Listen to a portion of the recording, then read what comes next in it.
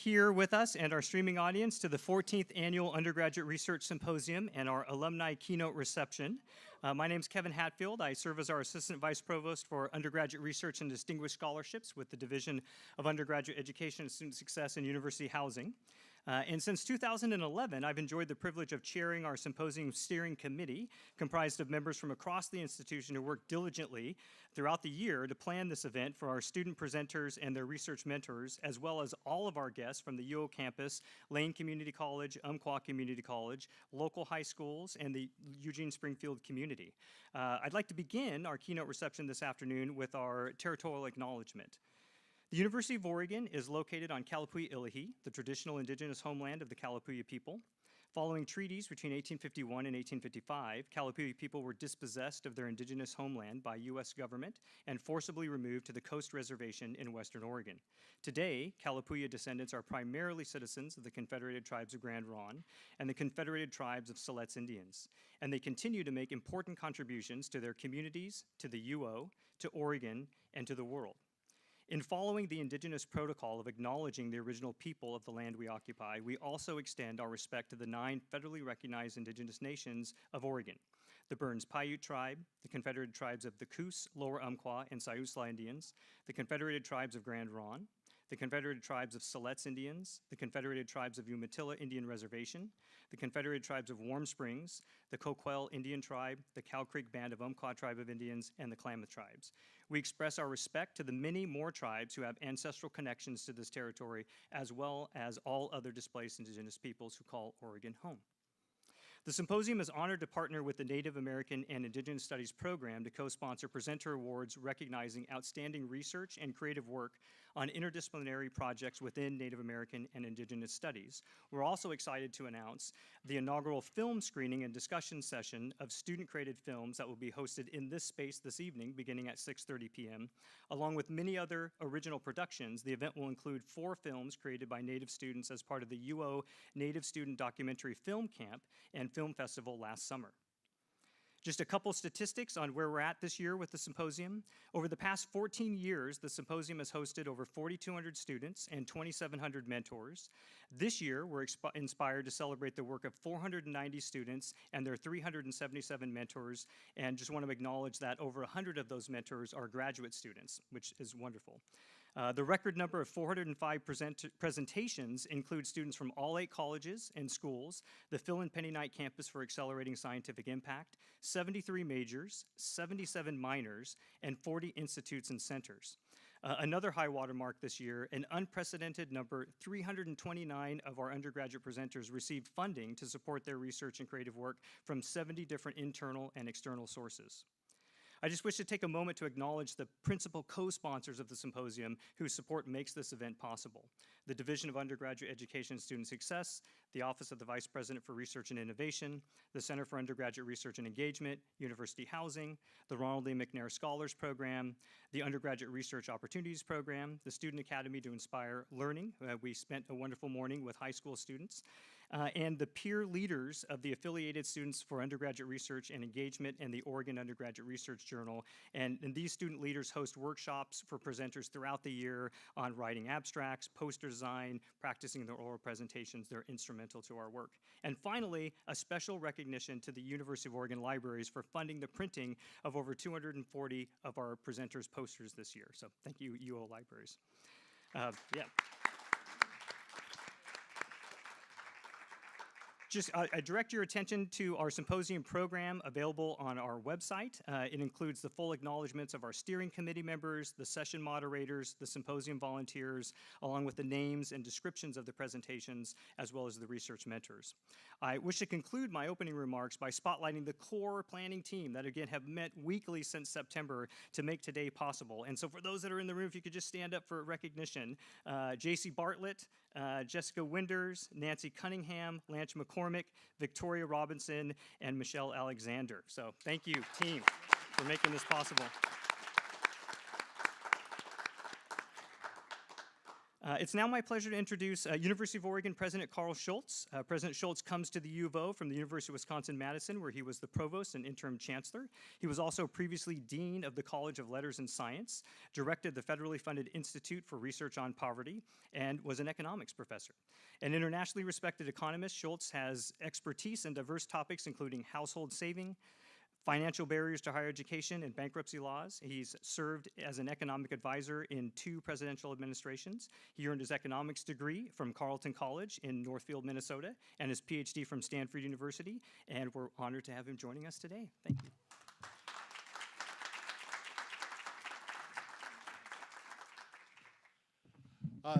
Thank you, Kevin. We're going to have a rule. We aren't going to do that long version of the bio because I was going to tell you, Kevin, nobody cares. But it is just awesome to be here. So thank you, Kevin, for the very kind introduction. It's great to be here to celebrate the remarkable contributions of our undergraduates to research and creative work across the humanities, as it says on the slides, the sciences, the arts, and the social sciences. The Undergraduate Research Symposium is a great opportunity for our students to share their research and creative projects, to explore topics and career paths of interest, to develop skills and take part in problem solving and experiences that are going to help them after graduation. It's amazing, I think, that the symposium is in its 14th year, and I learned that Kevin has been the custodian or the shepherd or the moving force behind the symposium for all 14 years. That's stunning and deserves a huge round of applause.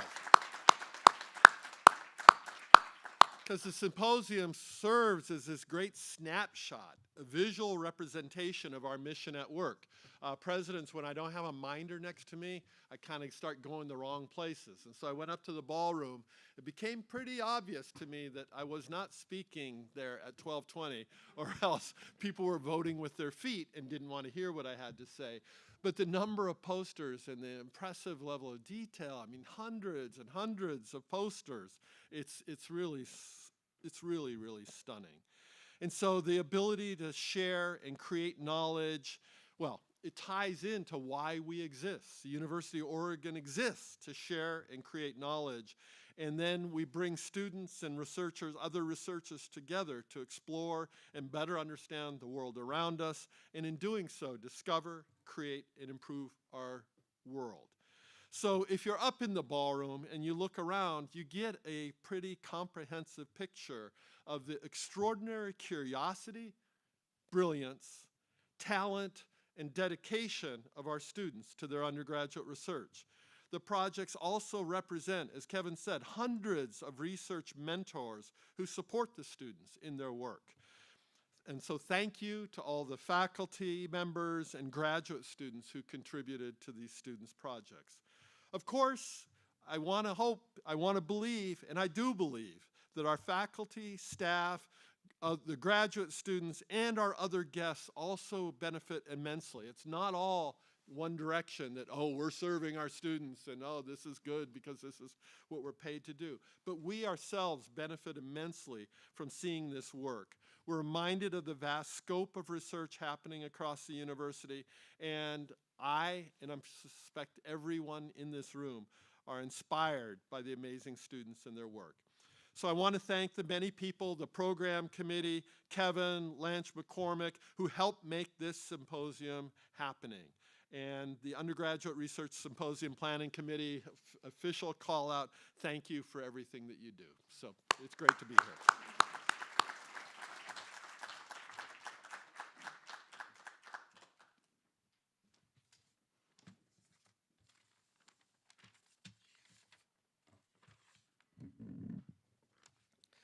Good afternoon, everybody. Excuse me. I'm Josh Snodgrass, and I'm a professor of anthropology and global health. It's truly an honor and a pleasure to be here to introduce our keynote speaker today, Adie Fecker. Adie is a medical student at OHSU in Portland and graduated from U of O's Clark Honors College in 2020 with a degree in biology and a minor in chemistry. I had the opportunity to work closely with her while I was in my previous roles as the founding director of the Office of Distinguished Scholarships and also for the Center for Undergraduate Research and Engagement. You've already heard quite a bit about it, or CURE. Adie was on the path to medical school and was getting set to apply for distinguished scholarships to support herself on that journey. From the time I first met Adie, it was immediately clear to me that she was a truly extraordinary student. She was excelling academically in the very challenging pre-med path and was deeply involved in laboratory research and had since high school. But she stood out from other extraordinary students in a few different ways. First, the breadth of her interests was truly unique, from writing poetry to doing original research in the natural and physical sciences. Her presentations at the 2019 Undergraduate Research Symposium, which she'll talk about today, give an indication of this breadth. She presented a creative project called Eco-Poetry and Us under the mentorship of Dr. B, also known as Professor Barbara Mossberg, and also a poster on the influence of sensory systems on social behavior, working with zebrafish with the goal of better understanding autism spectrum disorder under the mentorship of Professor Philip Washburn. What I think is particularly cool about Adie is that it's not just that she has a broad set of interests and she's good at a lot of things, but that these intellectual passions are connected and there's cross-pollination between them, such as published poetry about science and medicine. This integrative perspective is how she sees the world. Second, Adie stands out because of her incredible leadership. Adie became the driving force for the student group ASSURE, the Associated Students for Undergraduate Research and Engagement, which helps organize the Undergraduate Research Symposium. Adie transformed and reinvigorated ASSURE. Under her leadership, it expanded its reach across the campus and its support for students conducting research. It also became more diverse as she recruited peers from across campus to ensure representation across the disciplines and colleges and remain focused on advancing equity objectives around undergraduate research access. She was tireless in making presentations to student groups, filming video tutorials and promotional materials, and hosting office hours. And then when the world shut down in March 2020, Adie immediately worked to help take the entire symposium online. She worked so hard to make the symposium happen and to provide the amazing academic and networking experience that it provides every year, and it was needed more than ever in those dark pandemic times. It was very successful, and we owe a huge thanks to Adie for helping that happen. Finally, Adie is down to earth, incredibly kind, and very generous with her time. Clearly, she's here today. She's worked tirelessly to help others have the opportunities that she has, and this includes connecting with students individually, presenting to various student groups and classes, and creating support structures. These qualities are rare for someone going into such a competitive medical specialty like surgery, but that's exactly who surgery needs, and that's exactly who medicine needs. It feels so right to have Adie back on campus today to join us for this wonderful celebration of undergraduate research. Adie was a big part of developing the symposium to what it is today. So please help me welcome Adie Fecker as the keynote speaker of the 14th Annual Undergraduate Research Symposium.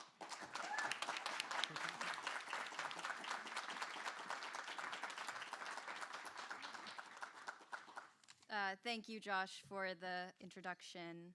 Hi, everyone. Again, I'm Adie Fecker. I'm a third-year medical student at OHSU. It's so wonderful to be back here at U of O for the Undergraduate Research Symposium. I left for spring break in 2020 not knowing that it would be the last time I would be here as a student. And by far the thing I would miss the most would be the Undergraduate Research Symposium. So it feels very fitting to be back here as the class that started during COVID is graduating. I'm incredibly honored to be the keynote speaker. Thank you to everyone who could be here today. And thank you to all the people mentioned, Lanch, Kevin, Jessica, JC, everybody who makes this event happen. And as the lead of ASSURE, I helped plan the symposium, so I know how much work goes into it. And it's continued to grow every year, which is really a testament to their effort. And congratulations to all of you presenting today. It's a big accomplishment.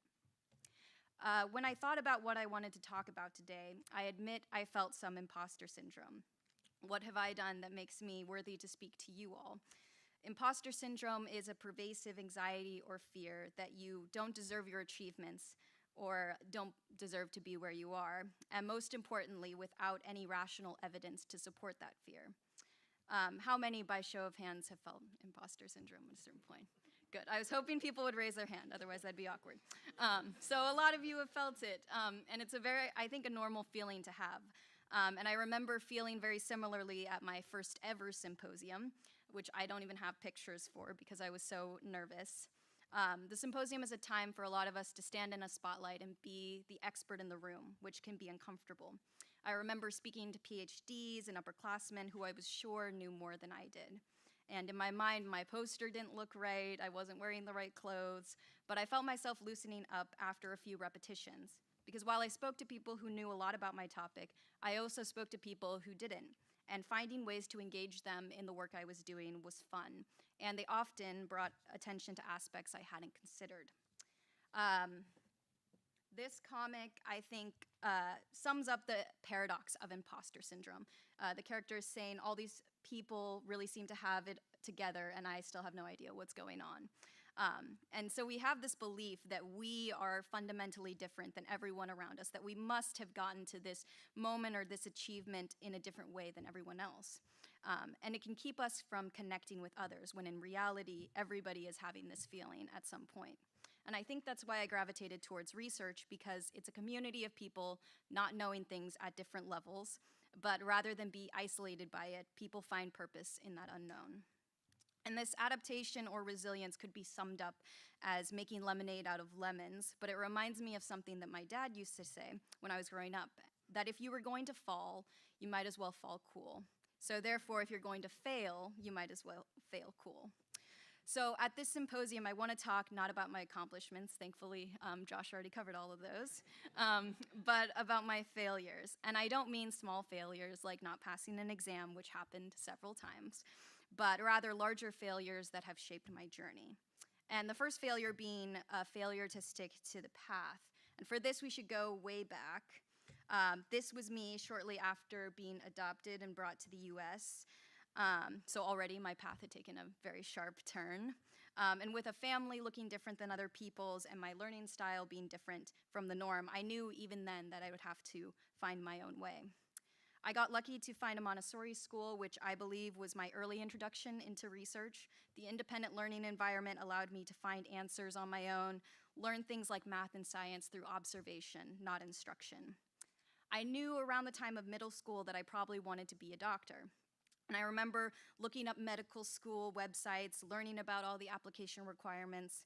And according to the sites, you had to do internships in science, you had to shadow, you had to get good grades. I learned there was such a thing as research, where you mixed up chemicals and wore a white coat, and that's how you found cures and discovered diseases. I tried a few times to get into more prestigious high schools and failed. I tried to apply for high school research internships and failed. So what did I do to fill my time instead? I was a theater kid, and I didn't just do a few classes. I leaned hard into this. This is me in New York with people in my theater group. This is a professional production that I was a part of in high school. This is a picture of my high school a cappella group doing a Disney-themed song. And I also wrote plays, I directed, I stage managed, and I learned that creativity was very important to me. And certainly this helped in research in medical school, but what stands out more is that the type of activities I was doing built a strong internal source of motivation. There's a 1998 Carol Dweck study where fifth graders completed a math problem set and then were told they were either smart or hardworking. And the results show that the hardworking group went on to do more problems than the smart group in all iterations of the experiment. And this became the basis for growth mindset teaching. So in all of these activities I mentioned, there was no one telling me that I was the next Meryl Streep or had the voice of an angel. And there was no definitive endpoint when I knew I had won or had gotten the grade. So the whole time it felt like I wasn't getting closer to my goal, but I continued to do these things because it was honestly fun and challenging, and it scratched that itch to work at something until you became great. And when I came to college, you'd think, oh, so now you're gonna do all the pre-med stuff and focus up. And kind of. I took a break from some pre-med classes to study abroad in Oxford in my spring term freshman year. And did I study science or physiology? No. I did Austen literature and Italian Renaissance art, both subjects I knew nothing about. The coursework exposed me to research in the humanities, which is not mixing together chemicals or growing cells, but marshaling evidence and interacting with primary sources to prove your point. And here's just a couple pictures from that experience. This is the view I had walking back to the dorms where I was staying. This is the Bodleian Library, which is one of the oldest libraries in Europe. I had the privilege to study there. And this is some of my classmates and myself at a football game. So when I came back, I knew I didn't want to leave that experience behind, which brings me to my next failure, which is a failure to focus. So I feel like I would go through periods where I would try to stick to the expected path of becoming a doctor. Here's a picture of all the labs I was interested in joining. I walked down to the biology office and picked this up. There weren't great organizations like Cure and Assure back then, so I just cold emailed these people. And you can see I had a little note about the MCAT at the bottom, so I was trying to be super prepared. And I did the pre-med classes, I did chemistry, biology, calculus, and I got an excellent basic science training in the Washburn lab, trying to find brain regions important for social behavior. And then this is me at the 2020 symposium. Notice that it's virtual. And then I also had this opportunity to spend the summer at the Knight Cancer Institute studying breast cancer. But then I would have periods where the muse would wake up and I would be writing more poetry. And so in the 2019 symposium, I had these dueling presentations.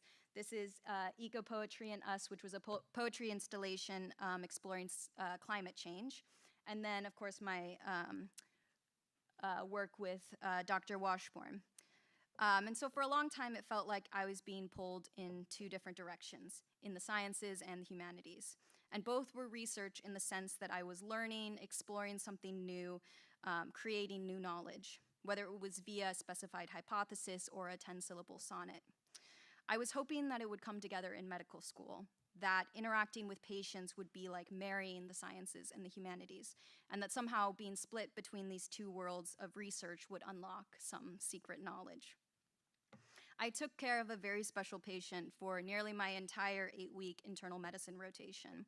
I saw her every day as part of my morning rounds. I knew her lab values, her disease on a cellular level. I had read the latest journal article by this big lab rehashing just how terrible the disease was. I knew her family members' names. I knew how she was feeling on a day-to-day basis. But none of this could answer her most important concerns, which were her pain, her quality of life, and if she would ever go home again.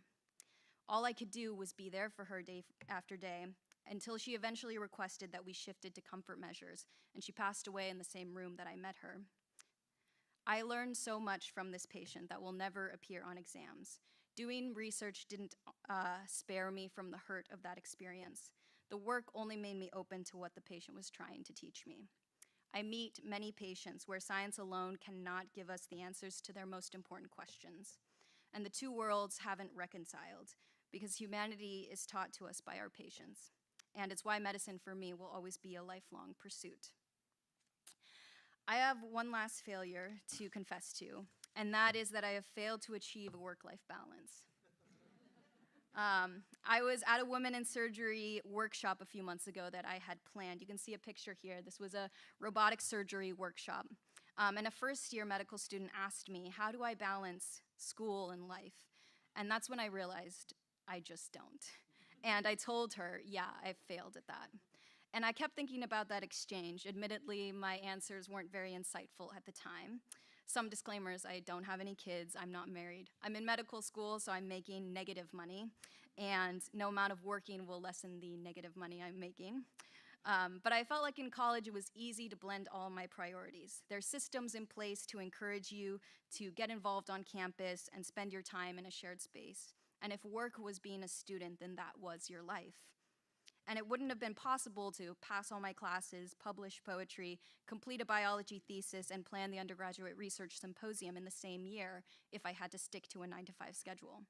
Yet as soon as I left college, there was this bombardment of messaging about the importance of a work-life balance, that if you aren't doing this, then you're overworking, you're failing people in your life, or you're losing yourself. And the shift in messaging happened as I was applying and entering medical school. So for me, everything I had done up until that point was to become a great doctor. So it was strange, now that I was closer than ever to that goal, to be told to pull back. So what if, radical idea, you like what you do for work, and instead of it being a part of you, you build your life and your support systems around it? I'm a Taylor Swift fan, so she has this great quote, "I get tired, but I never get tired of it." It being writing and performing her music. And I would argue that she probably has no work-life balance. Her life is integrated into her work. Her friends are her producers or featured artists on her albums. Her parents and her significant others follow her to her shows. Her music that funds her livelihood and feeds her creativity is about her life. To do what she does at an excellent level, you have to make what you do the focal point of your life. So some background on the Women in Surgery group that I'm co-president of. This position sort of fell into my lap early second year of medical school. I wasn't sure at that time I wanted to do surgery. I had done a preceptorship, which was this once-a-week stint in general surgery. And if you've seen surgery in TV shows or in real life, you know that there are so many little details and intricacies. So the entire 10 weeks of that preceptorship, I was solely focused on not contaminating the field. One week I would touch something I wasn't supposed to, and then one week I itched my nose, which you're not supposed to do. And so it truly felt like a miracle when I watched a whole case without messing anything up. And only then was I able to notice what was going on, appreciate the anatomy, and start to build more skills. So when my friend Alex came to me and said, let's revamp this group and help more women become surgeons, I had that feeling of imposter syndrome again. It felt like I had just started to understand what was going on, so how could I teach others? But it was my own experience as a learner that showed me how important a group like this would be. So I accepted, knowing that it would be a learn as you lead kind of situation, because I was living the curriculum in real life. I would learn something and then want to make a workshop about it. And so over time, our efforts consolidated into an elective course, which we launched this winter for first-year medical students. You can see a picture. This is our first iteration of the class. And then this is some of the leads and course facilitators. And so all of this effort and planning happened between classes, on weekends, after long days, but it didn't feel like work. If anything, it's a big reason of why I want to be a surgeon, an example of how my work is self-renewing to my identity. It takes time, of course, to figure out what that thing is for you, and there are growing pains when juggling different priorities. So one thing I did was I tried to make my priorities more walkable. So as an example, in my first 2 years of medical school, I knew I'd need the lowest possible threshold to get involved in things and meet my classmates, so I lived close to campus. And there was lots of free time between lectures to tend to other priorities. I moved back home starting third year of medical school when I started rotations. I knew that hours would be longer and it would be difficult for me to see my family as much as I wanted to. So just by moving my physical location, I was able to shift priorities more smoothly. The other thing I did was I made relationships around my work. This is a picture of my friends at my last birthday. All of them support me as any friend would, but they're also involved in what I do. We worked on research projects together. We've edited each other's applications. 2 of them are the other leads for the Women in Surgery group that I talked about. And I know what every single one of them is doing for residency, the next steps that they want to take. My friendships are intertwined in my work, so just being around them realigns me with my purpose. And I could not have accomplished all I have without their help. And I don't have time to mention the many teachers and mentors that have been with me in the same way. So here's what I want to leave you with. I talked about my journey in terms of failures. Failure to stick to a path, failure to focus, and failure to have a work-life balance. But I found that if you lean into them, you just might travel further than you ever thought you could. And it's not a bump in the road so much as a turning point that propels you forward. Research is an excellent teacher in failure. So as you present your projects today, I hope you will reflect on what you were attracted to in the first place, why you've continued the work, and even when your experiments are failing, when you're facing roadblock after roadblock. So whatever the reason, you have persevered. And maybe that's something that you want to start to identify with and build your life around. because life can feel a lot like this. And most of us are merely tolerating the flames, waiting for it to be over. But it could also be like this. To solve the problems that we have, to answer the important questions for our patients, for our world, we need people who can find themselves in the flames and who can dance in the flames and fail cool. Whoever you are, no matter how lonely, the world offers itself to your imagination, calls to you like the wild geese, harsh and exciting, over and over announcing your place in the family of things. Thank you.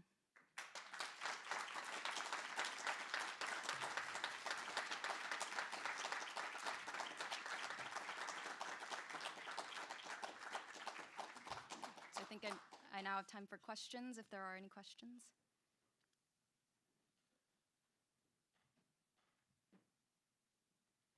Yeah. When do you finish, and are you taking patients? Thank you. Yeah. So I'm actually taking a year off in between my 3rd and 4th year of medical school to pursue a year of research. And the research that I'm doing is utilizing implanted electrodes. My interest is in neurologic surgery. And so we have these tiny electrodes that we can put in the brain to record brain waves with different behaviors.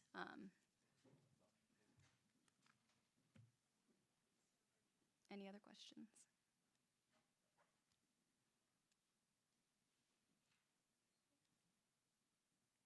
Yeah. I just want to make a comment, in a profession like mine, you see hundreds and thousands of talks over a career. You absolutely rock. That was stunning. No, thank you. I appreciate it. The students here, I'm not quite sure I'm going to embrace the ignore work-life balance. Not sure that's always the message, but stunning talk. Yeah, I understand it can come with some disclaimers, so ask me again in 10 years. But it's not to say that the work-life balance doesn't exist, but just that it doesn't always work. At least it's not working right now.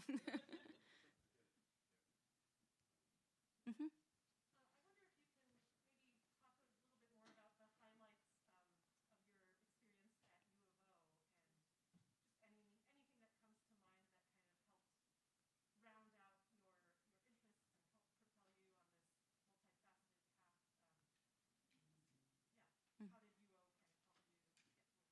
Yeah. Well, I definitely have come to appreciate the training, and I really do call it training, that I've gotten here. The more and more I get away from it, because I've met many other students who come from other institutions. But I think what stands out to me is that you have people here, at least I've been lucky to find people here, who will let you kind of just run with the ball. And so a lot of these things were ideas that I just had. And I found the resources for it, I found the support for it, and made it happen.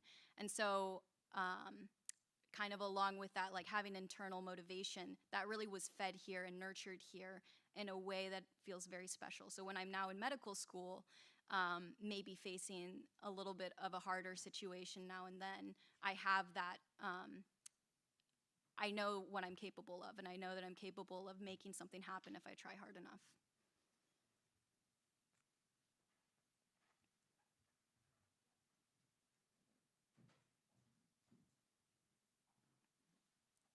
Any other questions?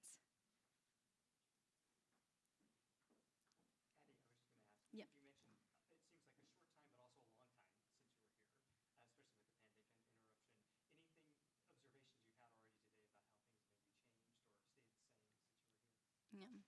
I mean, it's a lot of just making better what already was there.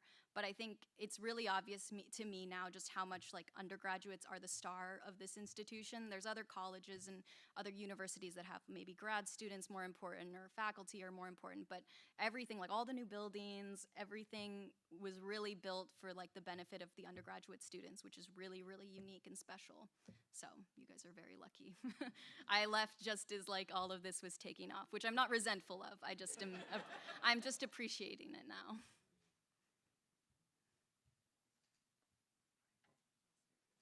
Awesome.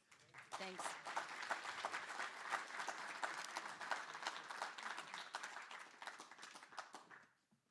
Thank you, Adie. That was, I agree, that was stunning. It's my pleasure to introduce the University of Oregon Vice President for Research and Innovation, Dr. Anshuman Razdan, who's going to offer some closing remarks for our reception before we head off to the concurrent sessions that resume at 1:15. And so, please, we're honored to have you join us today. Thank you.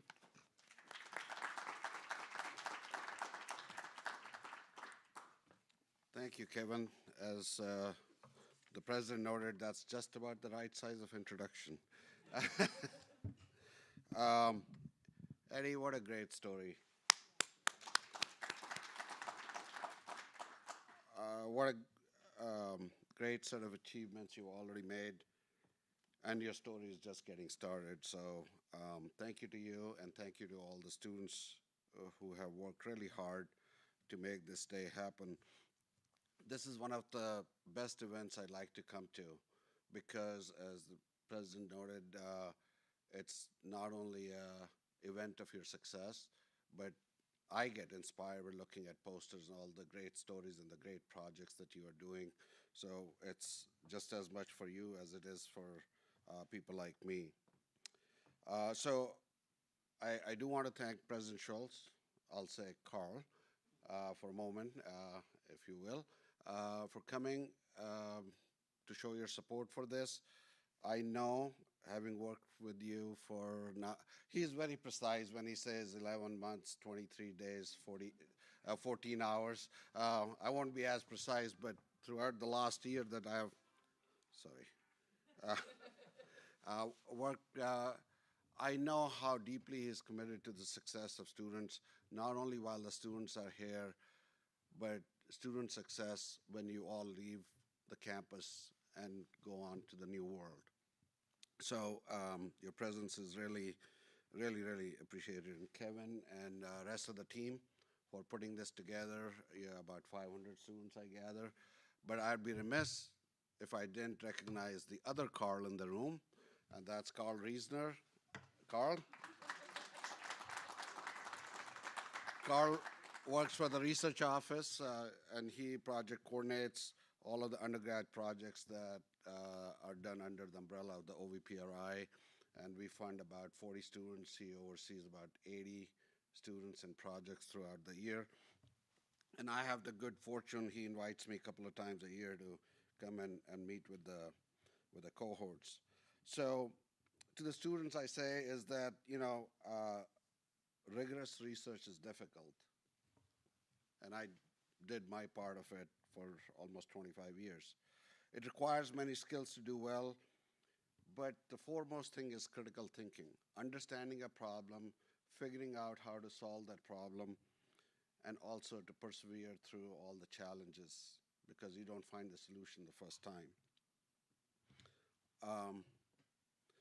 And while, one looks at the outcomes of the research, but the process itself is so intrinsic and is so full of outcomes and character building that goes with that. So I want to congratulate all the student participants and faculty and postdocs and graduate students who participated in mentoring you, undergraduate students. And by the way, Adie, if you don't know, brilliant faculty, Knight campus, Felix Deku, you should. He's working on inventing new electrodes. I think you would have a great conversation with him for your research project. So as Vice President of Research Innovation, my job is to raise everybody's research boat. And it is great to see all of you, the stars of today, but more importantly, you're going to be the stars of tomorrow because your research, discoveries, inventions, innovations will have great economic and societal impact in times to come. So this is just the beginning. And in coming years, I hope you will come back like Adie has and regale us with your fantastic story and achievement. So to emphasize or to really make a point, I don't know if Tamara is here. She's probably preparing her presentation.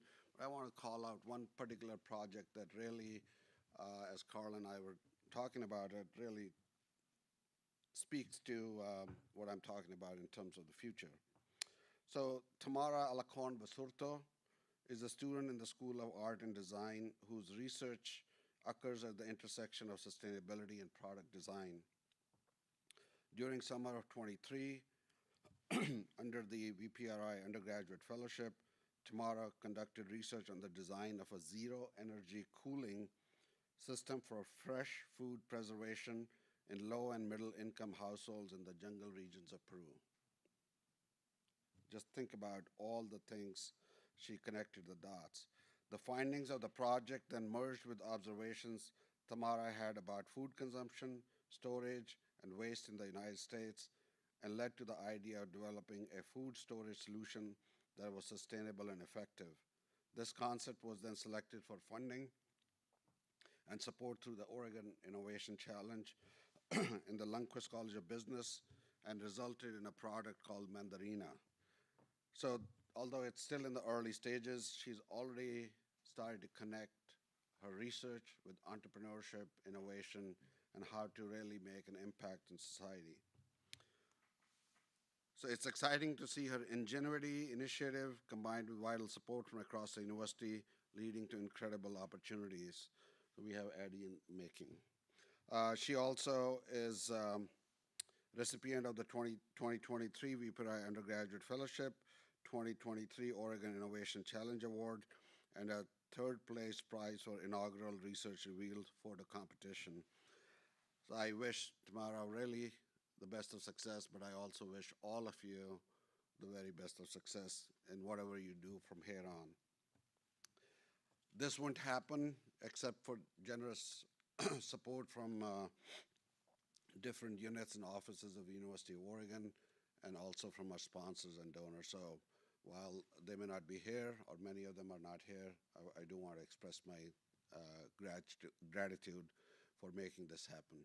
So thank you, and I know I'm between food and posters, so I'll conclude with those remarks. Thank you very much.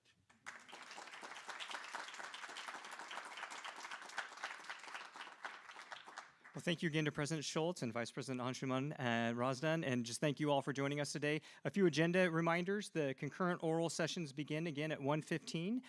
The posters are available for perusal in the EMU ballroom. You're welcome to drop by there.